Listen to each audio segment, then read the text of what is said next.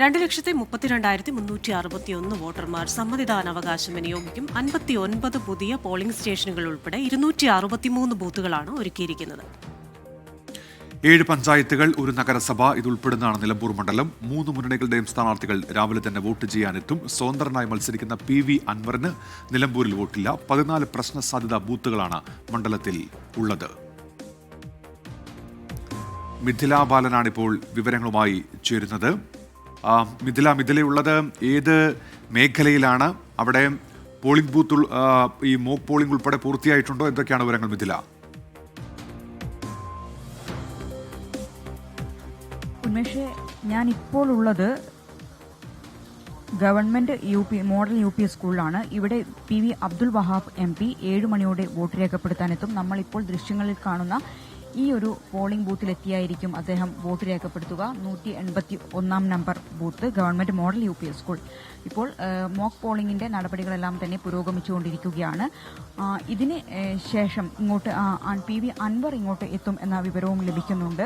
PV Anwar എത്തിയതിനു ശേഷം അദ്ദേഹം മറ്റ് ബൂത്തുകളിലും സന്ദർശനം നടത്തും എന്നാണ് അറിയാൻ കഴിഞ്ഞിട്ടുള്ളത്. അത് കഴിഞ്ഞതിന് ശേഷം ഞാൻ പോവുക ചുങ്കത്തറയിലേക്കായിരിക്കും. ചുങ്കത്തറയെ സംബന്ധിച്ച് പറയുകയാണെങ്കിൽ ചുങ്കത്തറയിൽ ആണ് BJP സ്ഥാനാർത്ഥി, അതായത് NDA സ്ഥാനാർത്ഥി അഡ്വക്കേറ്റ് മോഹൻ ജോർജ് വോട്ട് രേഖപ്പെടുത്തുക. അവിടെ 148 number booth number Mar Thoma higher secondary സ്കൂളിലായിരിക്കും. കുടുംബത്തിനോടൊപ്പം എത്തി വോട്ട് രേഖപ്പെടുത്തും. നിലവിലിപ്പോൾ ഞാനുള്ള ഈ സ്കൂളിൽ മോക്ക് പോളിംഗിന്റെ നടപടിക്രമങ്ങൾ പുരോഗമിച്ചുകൊണ്ടിരിക്കുകയാണ്. ആ ഒരു ദൃശ്യങ്ങളാണ് നമ്മളിപ്പോൾ കാണുന്നത്. മഴയുണ്ട്. അത് രാഷ്ട്രീയ പാർട്ടി പ്രതിനിധികളെ സംബന്ധിച്ചിടത്തോളം മനസ്സിൽ അല്ലെങ്കിൽ ഒരു നെഞ്ചിരിപ്പ് കൂട്ടുന്ന കാര്യമാണ്. കാരണം പരമാവധി വോട്ടർമാരെ ഇങ്ങോട്ട് പോളിംഗ് ബൂത്തുകൾ എത്തിക്കുക എന്നതാണ് ഈ ഒരു 22 ദിവസം നമ്മൾ കണ്ട ഒരു പ്രചരണത്തിന്റെ എല്ലാം ഒരു ഫലം എന്നത്. ഇന്ന് എത്രത്തോളം വോട്ടർമാരെ പോളിംഗ് ബൂത്തിൽ എത്തിക്കാൻ കഴിയും എന്നത് തന്നെയാണ്. ഈ ഒരു മഴ പ്രതികൂല ഘടകമായി നിൽക്കുന്നുണ്ട്. അതുകൊണ്ട് തന്നെ ഇപ്പോൾ പുറത്ത് സ്ക്വാഡ് പ്രവർത്തനങ്ങളെല്ലാം പുരോഗമിക്കുന്നുണ്ട്. പരമാവധി ഞാൻ നേരത്തെ പറഞ്ഞതുപോലെ തന്നെ ഇത്ര ദിവസം നമ്മൾ കണ്ട ആ ഇഞ്ചോടിഞ്ച് പോരാട്ടത്തിന്റെ ആവേശവും പ്രചരണത്തിന്റെ ആവേശവും എല്ലാം നമ്മൾ കണ്ടതാണ്. ആ ഒരു പ്രചരണത്തിന്റെ ആവേശമെല്ലാം തന്നെ വോട്ടർമാർ എത്തി പോളിംഗ് ബൂത്തിൽ എത്തി വോട്ട് രേഖപ്പെടുത്തി മടങ്ങണം. നിലവിലിപ്പോൾ മഴയുണ്ട്, ചാറ്റൽ മഴയുണ്ട്, ഇടയ്ക്കിടയ്ക്ക് ശക്തമായ മഴ പെയ്യുന്നുണ്ട്. 7 മണിയോടെ തന്നെ ഇപ്പോൾ നിലവിലിപ്പോൾ വോട്ടർമാർ ആരും തന്നെ ഇങ്ങോട്ട് എത്തിയിട്ടില്ല. വരും മണിക്കൂറുകളിൽ വോട്ടർമാർ ഇങ്ങോട്ട് എത്തി വോട്ട് രേഖപ്പെടുത്തും എന്ന് തന്നെയാണ് നമ്മൾ മനസ്സിലാക്കുന്നത്. പ്രചരണം നടന്ന ഒരു കാലഘട്ടം നമ്മൾ കണ്ടതാണ്. ആ ഒരു പ്രചരണത്തിന്റെ എല്ലാം തന്നെ ഒരു പ്രതിഫലനം പോളിംഗ് ബൂത്തുകളിൽ ഉണ്ടാകും എന്ന പ്രതീക്ഷയിൽ തന്നെയാണ് രാഷ്ട്രീയ പാർട്ടി പ്രതിനിധികളും ഒപ്പം തന്നെ PV അൻവറും ഉള്ളത്. ഉന്മേഷ്, ശരി, മിഥില ബാലനാണ് ഇപ്പോൾ വിവരങ്ങൾ നൽകിയത്. നമ്മളിനി പോകുന്നത് വിഷ്ണു സുരേഷിലേക്കാണ്. മൂത്തേടത്ത് നിന്നാണ് വിഷ്ണു സുരേഷ് ഇപ്പോൾ തത്സമയം ചേരുന്നത്. വിഷ്ണു, അവിടെയും ഈ മോക്ക് പോളിംഗ് ഉൾപ്പെടെ പൂർത്തിയായി കഴിഞ്ഞു കാണുമല്ലോ. എന്തൊക്കെയാണ് വിവരങ്ങൾ വിഷ്ണു? ഉന്മേഷ, മൂത്തേടം പഞ്ചായത്തിലെ നിലവിൽ ഈ മോക്ക് പോളിംഗ് ആരംഭിക്കുക, അത് പൂർത്തിയാകുകയും ചെയ്തിട്ടുണ്ട്. മറ്റ് പ്രശ്നങ്ങളൊന്നും മോക്ക് പോളിംഗുമായി ബന്ധപ്പെട്ട് റിപ്പോർട്ട് ചെയ്യപ്പെട്ടിട്ടില്ല. മൂത്തേടം പഞ്ചായത്തിന്റെ ഒരു സ്വഭാവം, അതൊരു UDF അനുകൂല പഞ്ചായത്താണ്. 15 വാർഡുകളുള്ളതിൽ 13 എണ്ണത്തിലും UDF ആണ്. 2 സീറ്റുകൾ മാത്രമാണ് LDF-ന് ഉള്ളത്. പക്ഷേ ഇവിടെ ഒരു മികച്ച പ്രകടനം പുറത്തെടുക്കാനാകും ഇത്തവണ എന്നാണ് പ്രതീക്ഷ. ഏറ്റവും പ്രധാനപ്പെട്ട കാര്യം, അതിരാവിലെ തന്നെ ആളുകൾ വോട്ട് രേഖപ്പെടുത്തുന്നതിന് വേണ്ടി ഈ മൂത്തേടം പഞ്ചായത്തിലെ ആളുകളൊക്കെ എത്തിയിട്ടുണ്ട്. ആ ദൃശ്യങ്ങൾ കാണുന്നത് പോലെ വോട്ടർമാർ എത്തി ഇങ്ങനെ കാത്തു നിൽക്കുകയാണ്.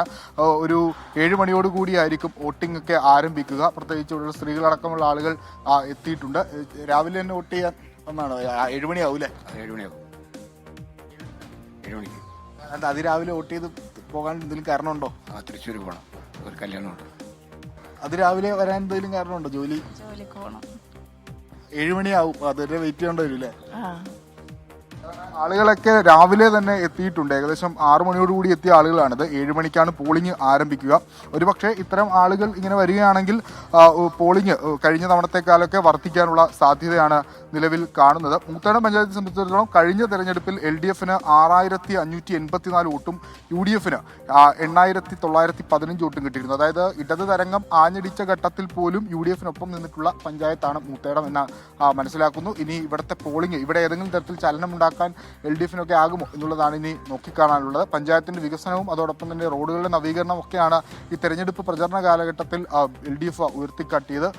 അത്തരം വിഷയങ്ങളൊക്കെ എങ്ങനെയാണ് ജനങ്ങളിലേക്ക് എത്തിയിട്ടുള്ളത് എന്ന് അറിയാൻ വെച്ചും പ്രത്യേകിച്ച് മലയോര മേഖലയുമായി ബന്ധപ്പെട്ട് കിടക്കുന്ന ഒരു പഞ്ചായത്ത് കൂടിയാണ് മൂത്തേടം. ഇപ്പോൾ ഞാൻ നിൽക്കുന്ന ഈ മൂത്തേടം GHS സ്കൂളിലെ ഏകദേശം 6ഓളം വാർഡുകളുണ്ട്. 8000-ഓളം വരുന്ന വോട്ടേഴ്സ് ഉണ്ട്. എല്ലാവരും കൃത്യമായി എത്തി വോട്ട് പോൾ ചെയ്യാനുള്ള നടപടികൾ, പോളിംഗ് ഏജന്റുകളൊക്കെ എത്തി, എല്ലാം സർവ്വസജ്ജമാണ്. വോട്ടർമാരും എത്തിക്കഴിഞ്ഞു. ഇനി 7 മണിക്ക് പോളിംഗ് ആരംഭിക്കുക മാത്രമാണ് വേണ്ടത്. ഉന്മേഷ്, ക്രിസ്റ്റീന.